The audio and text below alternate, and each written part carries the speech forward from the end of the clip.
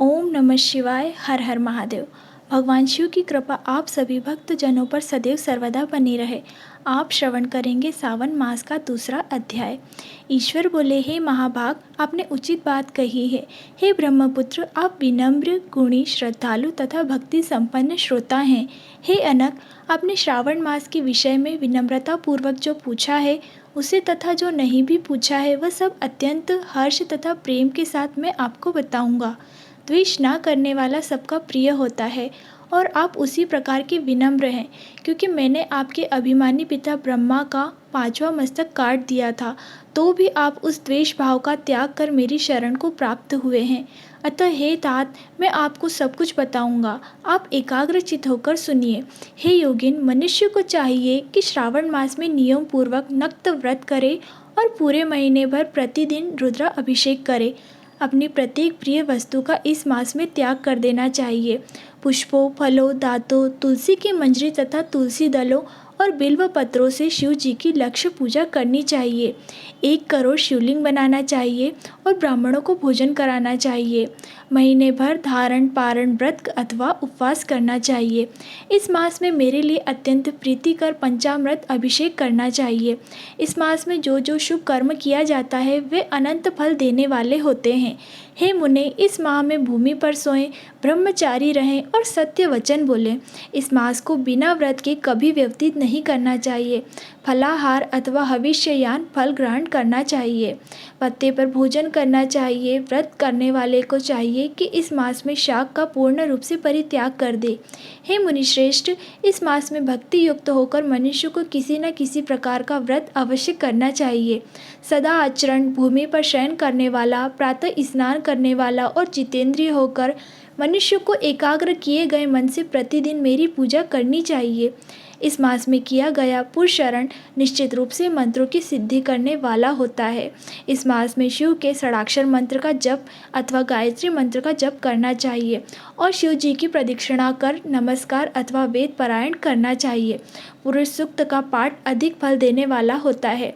इस मास में किया गया ग्रह यज्ञ, कोटि होम, लक्ष्य होम तथा अयुक्त होम शीघ्र ही फलीभूत होता है और अभिष्ट फल प्रदान करता है। जो मनुष्य इस मास में एक भी दिन व्रतहीन व्यतीत करता है वह महाप्रलय पर्यंत घोर नरक में वास करता है।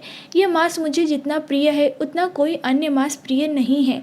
यह मास सकाम व्यक्ति को अभिष्ट फल देने वाला तथा निष्काम व्यक्ति को मोक्ष प्रदान करने वाला है। हे सत्तम, इस मास के व्रत अथवा धर्म हैं उन्हें मुझसे सुनिए। रविवार को सूर्य व्रत तथा सोमवार को मेरी पूजा व नक्त भोजन करना चाहिए। श्रावण मास के पहले सोमवार से आरंभ करके 3.5 महीने का रोटक नाम का व्रत किया जाता है। यह व्रत सभी वांछित फल प्रदान करने वाला है।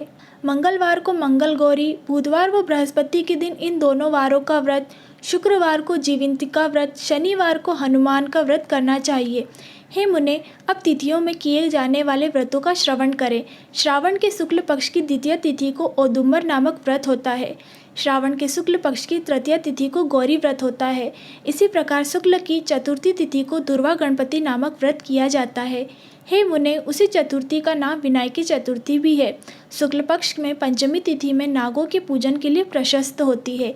हे मुनिश्रेष्ठ, इस पंचमी को रौरव कल्पादि नाम से भी जानिए। षष्ठी तिथि को सुपोदन का व्रत और सप्तमी तिथि को शीतला का व्रत होता है।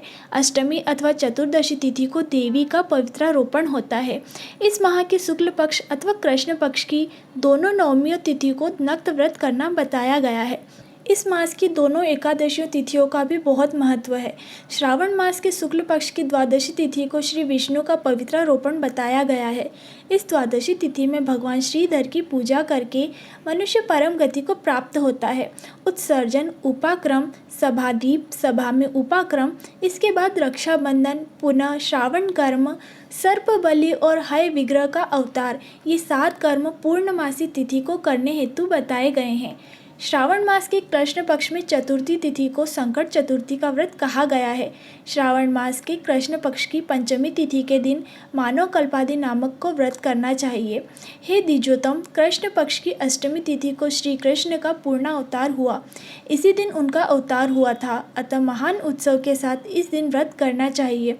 हे मुनिश्रेष्ठ, इस अष्टमी को मनवादी तिथि जानना चाहिए। श्रावण मास की अमावस्या तिथि को पिठोरा व्रत कहा जाता है। इस तिथि में कुशों का ग्रहण अथवा वृषभों का पूजन किया जाता है। इस मास में शुक्ल पक्ष की प्रतिभा तिथि से लेकर सब तिथियों के पृथक पृथक देवता हैं। प्रतिपदा तिथि के देवता अग्नि, द्वितीया के देवता ब्रह्मा, तृतीया के गौरी, चतुर्थी के गणपति, पंचमी के नाग, षष्ठी के देवता कार्तिकेय हैं और सप्तमी के देवता सूर्य, अष्टमी के देवता शिव हैं। नवमी की देवी दुर्गा, दशमी के देवता यम और एकादशी तिथि के देवता विश्वदेव कहे गए हैं। द्वादशी के विष्णु और त्रयोदशी के देवता कामदेव हैं। चतुर्दशी के देवता शिव हैं और पूर्णिमा के देवता चंद्रमा, अमावस्या के देवता पितृ हैं। ये सब तिथियों के देवता कहे गए हैं। जिस देवता की जो तिथि हो उसी देवता की उस तिथि में पूजा करना चाहिए। प्राय इसी मास में अगस्त्य का उदय होता है। हे मुने, मैं उस काल को बता रहा हूँ, आप एकाग्रचित होकर सुनिए। सूर्य के सिंह राशि में प्रवेश करने के दिन जब 12:40 घड़ी व्यतीत हो जाती है तब अगस्त्य का उदय होता है। उसके 7 दिन पूर्व से अगस्त्य को अर्घ्य प्रदान करना चाहिए। 12 मासों में सूर्य पृथक पृथक नामों से जाने जाते हैं। उनमें से श्रावण मास में सूर्य गभीर नाम वाला होकर तपता है। इस मास में मनुष्य को भक्ति संपन्न होकर सूर्य की पूजा करना चाहिए। हे सत्तम, चारों मास में जो वस्तुएं वर्जित हैं उन्हें सुनिए। श्रावण मास में शाक तथा भाद्रपद में दही का त्याग कर देना चाहिए। इसी प्रकार आश्विन में दूध तथा कार्तिकेय में दाल का परित्याग कर देना चाहिए। यदि इन मासों में इन वस्तुओं का त्याग नहीं कर सके तो केवल श्रावण मास में ही उक्त वस्तुओं का त्याग कर देने से मानव को उसी फल को प्राप्त कर लेता है। हे मानद, यह बात मैंने आपको संक्षेप में कही है। हे मुनिश्रेष्ठ, इस मास के व्रतों और धर्मों के विस्तार को सैकड़ों वर्षों में भी कोई नहीं कह सकता। मेरी अथवा विष्णु की प्रसन्नता के लिए संपूर्ण रूप से इस व्रत को करना चाहिए। परमार्थ की दृष्टि से हम दोनों में भेद नहीं है। जो लोग भेद करते हैं वे नरगामी होते हैं। अतः हे सनत कुमार, आप श्रावण मास में धर्म का आचरण करें। यहाँ पर श्रावण मास महात्म का दूसरा अध्याय समाप्त होता है। ओम नमः शिवाय।